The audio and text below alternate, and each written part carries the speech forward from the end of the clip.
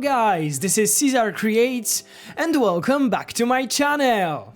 So, in today's video, as I promised you guys, we will finish the Wetlands house that we've been building in the Elm Hill City Zoo for a while. We have 4 animals living in this house, the main star of it being the platypus, then we have the Asian small-clawed otter and the mixed species habitat for the capybara and birds tapir. So, besides building and besides finishing the whole house, I will also give you guys a quick tour around the house by the end of this video, so definitely stay tuned if you would like to see me walking through and around and everywhere in between this house.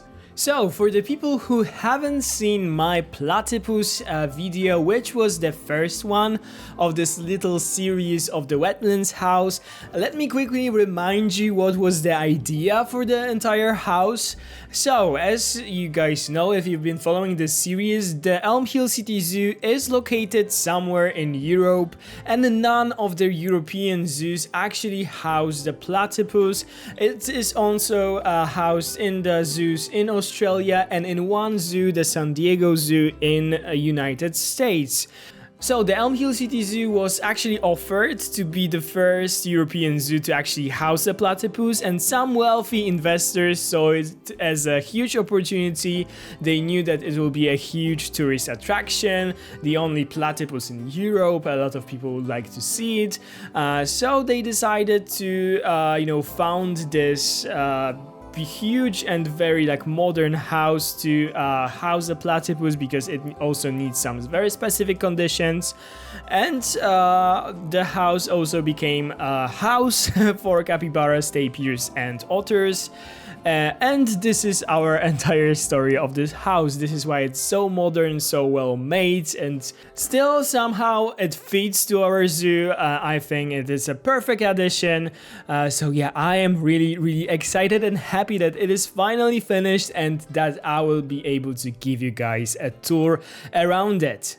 So, my inspiration behind this building was actually a natural swimming pool in Switzerland, near the city called Basel.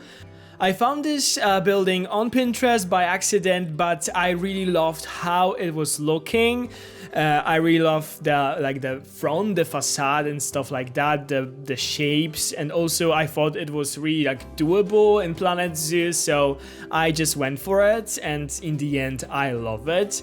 It has this wooden facade, which I really loved, and that I am basically creating right now. I will of course put the link to the photo of this building in the description of this video, so you guys can have a look on what I was inspired by. This building is actually part of a natural swimming pool. There are some showers there and stuff, so yeah, also something connected with the water, so it totally makes sense. Maybe some of you guys who are watching this video are actually from Switzerland and can recognize this building. That would be so cool if you would comment down below if you, for example, seen it, and if you can see the similarities. That would be amazing. I actually had so many people commenting on my Wildcat house that was inspired by the building in Tierpark, Berlin, that they totally recognize that they know what the building is, and they seen it in a real life, and it looks very similar to the real thing, and it was so amazing to me to hear that. Okay, but when it comes to the facade of this building, as you guys can see, it is made from wood, and I actually came up with this idea of adding those thin planks that would stick out of the wall a bit, just like those, I don't know, stripes or fins or something like that. And in the end, I love it because it creates this really cool texture. When the light hits it in this perfect spot, it creates those really pretty shadows. So I am just in love with this effect.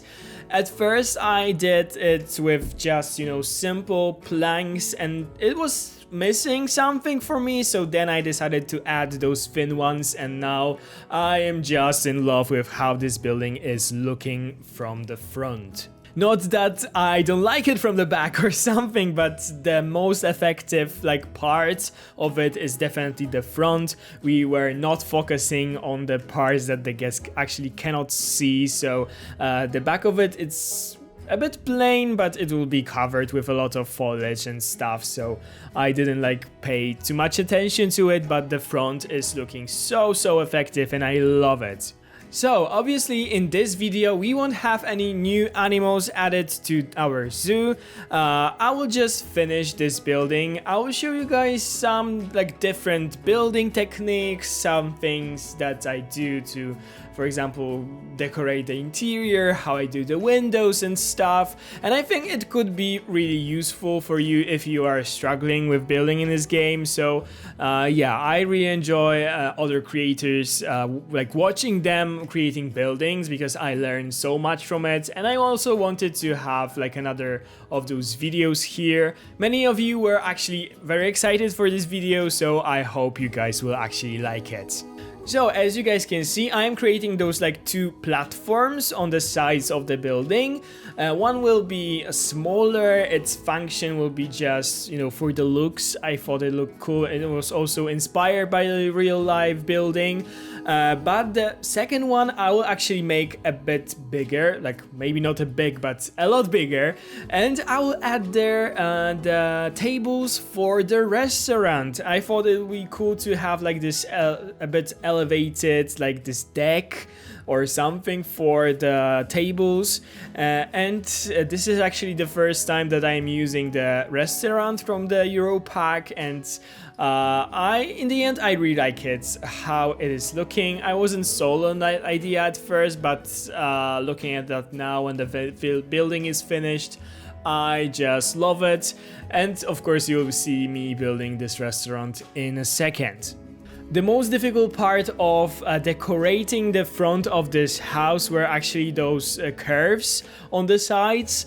Like Planet Zoo is sort of, you know, designed as a game for more like square, like right angles and stuff like that. So building like curved buildings or buildings with different angles and stuff like that can be sometimes challenging.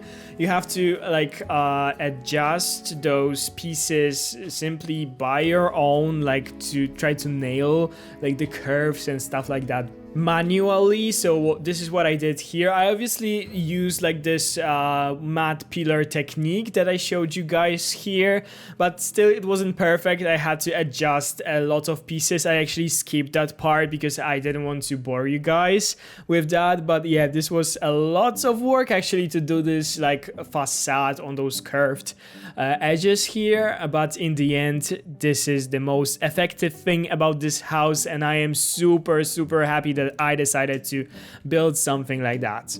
So as you guys could see, I also added the name of the house on this like concrete wall that we have in the front. I really like the detail of this wall. I think it was a really nice idea that I also took from the real life building. It like separates the entrance to the building. You have the entrance on both sides, not only like the front entrance that is like so typical from all the buildings. So yeah, I really like this detail. And then I moved on to creating like this glass wall where the guests actually enter this house, and that provides so much lighting inside of the house, and is so needed in this game, especially as our interiors tend to look like too dark in my opinion, so adding a lot of windows in this game always makes sense. I am getting a lot of questions from you guys about the wildcat house. Don't worry, we will come back to it once I will be finished with the wetland section in this park. We will still build for all the cats that are available in the game. So if you are still waiting for me to build a habitat for your favorite cats, don't worry, those are coming.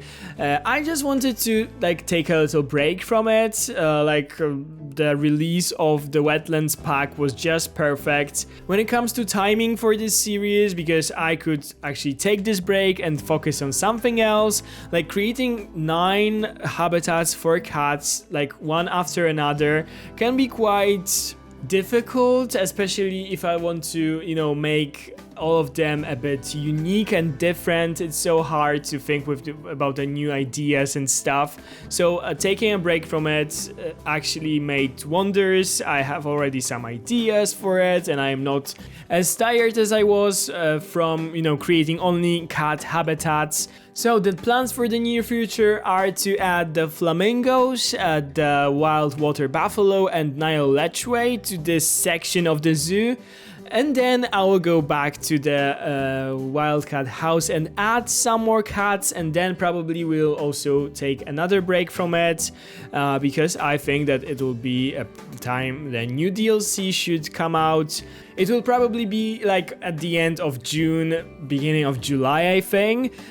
I have no idea this time again what it will be. There are some rumors, but they are just rumors. So yeah, this is what you can expect from the Elm Hill City Zoo. We will also, of course, go back to the Desert Adventure Park at some point. Because I have some really exciting animals planned for it, and I cannot wait to go back to the zoo because I actually missed it a bit. So if you are waiting for the comeback of this series, it will happen. Don't worry guys, just give me some time to focus now on the Elm Hill City Zoo and this wetland section. So when it comes to this glass wall windows and stuff, what I like to do is always when you have those bigger pillars inside of the glass walls, I always like to frame the glass with some other smaller pieces, like I did here with this thin plank. I think it looks so good. It adds this additional flair, this little detail that changes a lot, that makes it look a bit more finished and elevated. So whenever you do those glass walls or windows or something, I always recommend to do or add this framing around the glass, and right away it looks so much better. So go ahead and steal this from me guys. I really recommend that. So right now I am creating this entrance to the this deck where the tables for the restaurant will be. So the idea is that the guests need to enter the Wetlands House, then there's this restaurant, and they have to go out again here using the stairs to go and sit by the table that will be outside. And right now we'll focus on finishing this platform with all the tables, and also then we'll decorate the restaurant a bit. I still wanted to leave this restaurant the kitchen section open because I think it's such a cool detail to see the employees actually cooking, preparing something, and it is a feature that I really enjoy about this new restaurant. As I said, this is the first time that I'm actually using it, so I had to figure out how to link the tables to this restaurant and stuff like that. It is easy, but as always, new things added to the game come with new menus and stuff, so you have to figure it out how it works. This restaurant is actually one of my favorite recent features added to the game. I think it's really cool, and the fact that you can actually link those tables, that you can put those tables everywhere you want and the guests will still able to use them, gives you so much creativity. You can do restaurants with several floors and stuff. I saw people doing crazy stuff with them, so yeah, this is really cool addition. So for those tables, I added some umbrellas just to provide the guests with some shade. I also added those Australian decorative pieces. I don't know what their name is, but they look so cool, added to those tables, additional detail. And then I added some candles, and then I actually created, maybe not my own, because I think that I saw it somewhere used like that. I'm talking about the planter. There's this Asian column that you can recolor. I think that I saw this planter on some tour on YouTube around a zoo, but I'm not entirely sure. So we can create this really cool planter using those pillars or columns, and then add some, soil to it and then plant some trees. I decided to go there for like more like tropical palm trees because I thought that, you know, those could be like movable, so in the winter they could be just put like inside of the building. And yeah, I think that thanks to those planters, this like whole platform doesn't look like as like empty as it looked before I added those. So yeah, I am really happy that I came up with this idea. I also added some more details like bins and those like menus that I downloaded from the workshop. I'll be using like several blueprints here in this build, like mainly in the backstage area that I won't actually show you guys on the speed build, but we'll go there while I will give you guys a tour. I will add the links to all the Steam Workshop items that I used in this build in the description of this video, so if you liked something you can go and download it for your own zoo. I mainly use blueprints for those, you know, very detailed and tiny things that require a lot of small pieces like cars, like, I don't know, menus for example and stuff like that. This is just to make things a bit faster because those things definitely take so much time to build, and I admire those people who do them, but you know, for the sake of YouTube and not making those videos too long, I decided that, you know, I would use some others people's work, and I of course will always add links to those things so you guys can use them yourself. When it comes to the Steam Workshop, to answer all of your questions, because I know that there will be some, this building will be available in the workshop for you to download. The link also should be down in the description. I hope that I will be able to upload that to the workshop by the time this video is live on YouTube. But a little disclaimer, I am already sure for 1000% that you guys will have tons of issues with that building, like adding it to your zoo, because of all the water that I used here, because the glass barriers won't be transferred to the blueprints. You'll have to add them yourself and then still be able to add the water on the exact same level that I did here. This is sometimes very hard to transfer into the blueprint.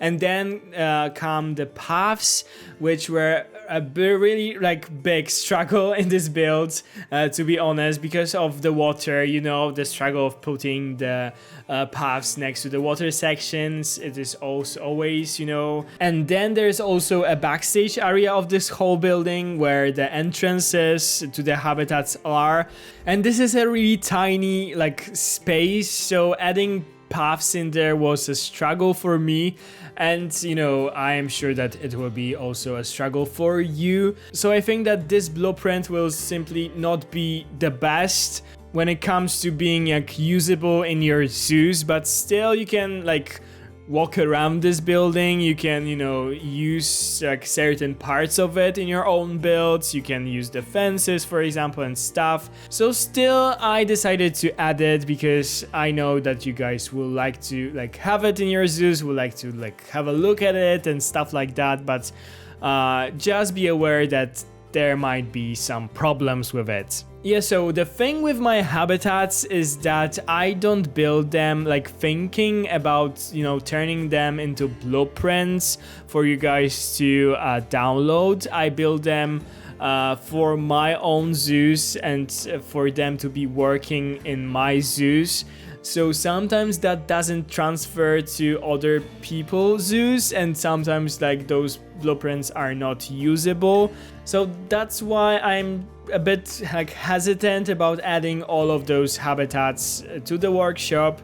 But you guys can be for 1000% sure that once I will finish this zoo, it will be up on the workshop for you guys to enjoy, but still we have so many things to build here that it will take a bit of time for me to finish it. But we are slowly getting there, guys. So while I was talking, I added some more blueprints this time to the roof of the building. I added those, you know, ventilation systems and stuff like that. I don't really know how they are called in English. Those are also from the workshop, and I will also link them down. I think like those like details, they make your roofs just look better and more realistic. When you are like struggling with your roof and think it looks too like boring and plain and flat, just add something like that and right away it looks so much better, so much more realistic. So yeah, this is one of my favorites when it comes to the blueprints, because I think that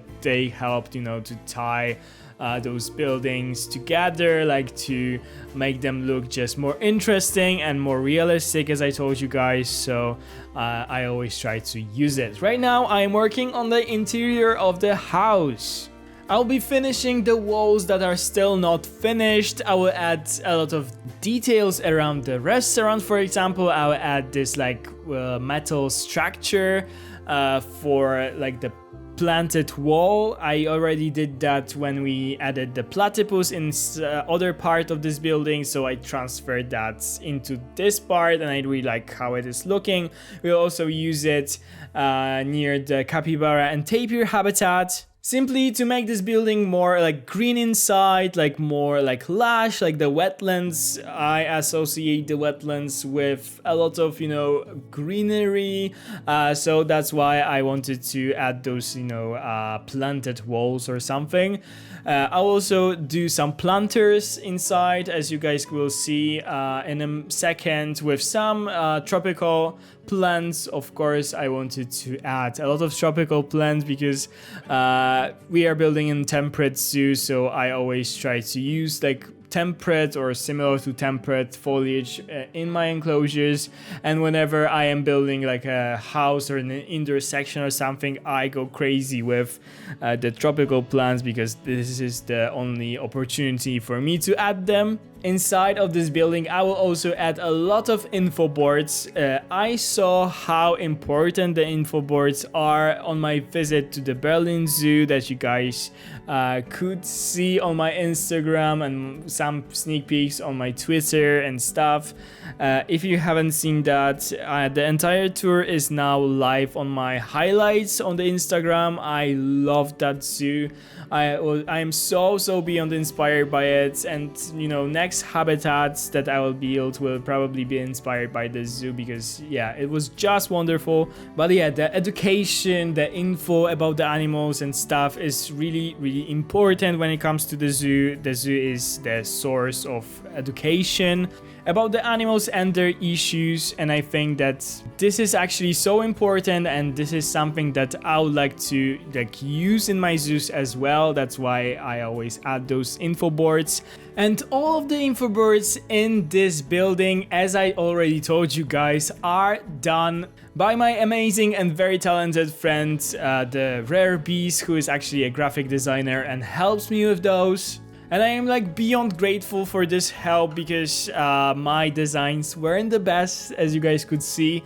His are amazing, and all I can do to say thank you to this amazing guy is to convince you guys to follow him on Instagram. I'll link his profile down below. He creates like very beautiful stuff in Planet Zoo. I love his designs and his very unique style of building. He actually gave me a tour around his zoo and my mind was just blown, and I actually convinced him to start his own YouTube channel, because I am sure you guys would love the things that he's creating. Right now you can follow him on Instagram. The link is down in the description, so just go and do it.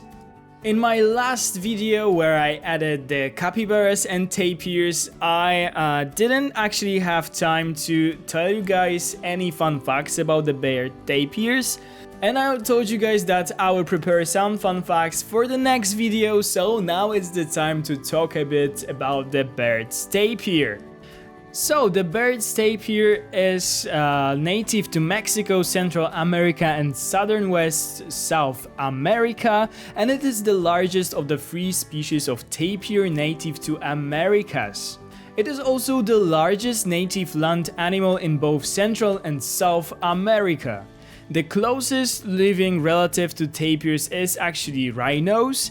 They shared a common ancestor that lived around 50 million years ago. The tapir obviously has this like very characteristic long fleshy nose that is like a shortened version of elephant's trunk. It is very shy and rarely seen. It lives in tropical forests and grasslands. A group of tapirs is called a kendo, and tapirs are excellent swimmers and spend large parts of their day in water. When swimming, they can use their prehensile snout as a snorkel. Unfortunately, the bird's tapir is considered endangered. There are many contributing factors in the decline of the species, including the loss of the habitat from deforestation, forest fires, large-scale industrial projects. In certain areas, it is poaching, the disease transmissions from domesticated animals, pollution of native water bodies.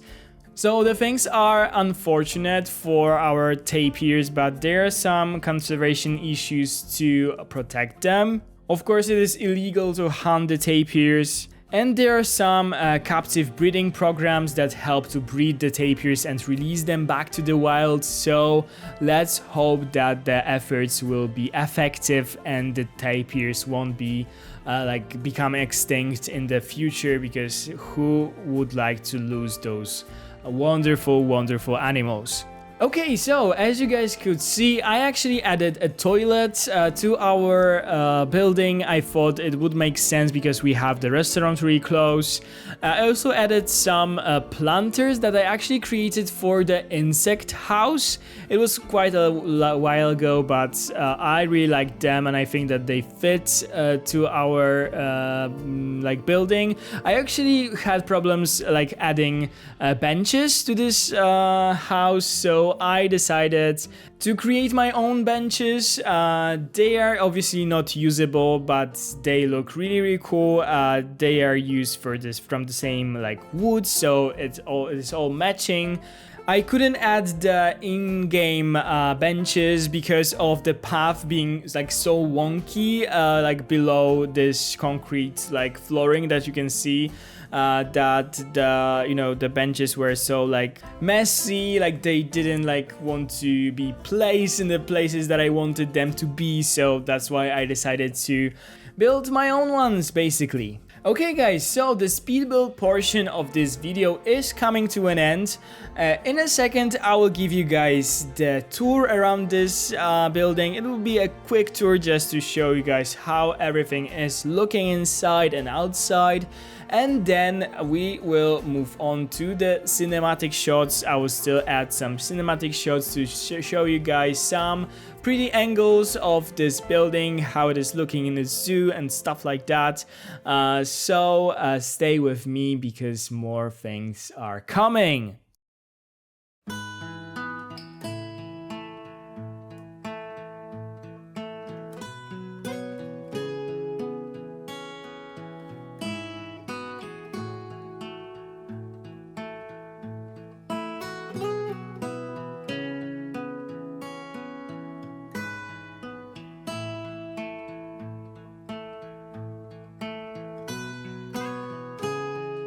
It's time for a quick tour around the Wetlands House. So the house is finished now. You guys can also see all the foliage and trees and stuff like that that I added around this house and I didn't show in the video. But yeah, this is how our Wetlands House is looking. I really love this building. I think it looks so cool, like with this whole details of the wood and stuff. I decided to add like a little scenery like here with this capybara statue and stuff like that. So we can firstly go here. I love those details. I think it looks so cool. And we can go here to see the otter habitat. So we have the otters in here somewhere. But this is how it looks. You can go here, up there to see this view for the entire habitat. There's an otter. I have a game on pause just because of the performance. There are not too many animals in here. When we'll do the final tour or the next update tour of the Elm Hill City Zoo, I will do it on pause, but I will have to fix some things like before. I will do that. So this is the path. I also did like this fence here. I added some foliage in here. This is just like temporary, I think. We'll change some things maybe in here when we'll add the next habitat, but I just wanted to have some foliage around here. Okay, now we can go to the other side. Here's like this platform or deck or something where the guests can go out and eat something because there's a restaurant inside. So we have those tables, we have some, decorations on the tables, and we have those cool planters in there. And continuing further, like this side is obviously not finished yet. Continuing further, we have the birds tapir and the capybara habitat looking really cool. I love this fence, by the way. So we can go there, we can see the tapir in here. So this is their habitat, and this is the viewing platform, I guess, with some capybaras hanging out in here. So that is basically all for the outside part. Let me quickly show you guys the inside now. So we are entering this house through this door in here, and then we are finally inside. Let me just do a quick thing of adjusting the thing. It's better right now. So we have the small Asian small-clawed otter, I should say, in their area in here. So it's really cool that there's glass only in here, that you actually can hear the otters, can like feel that you're near them. So here's one, and this is how their indoor habitat is looking. And here we have like the main star of our house, the platypus, with those beautiful info signs made by my buddy Rare Beast, as I told you guys in the speed build version of this video.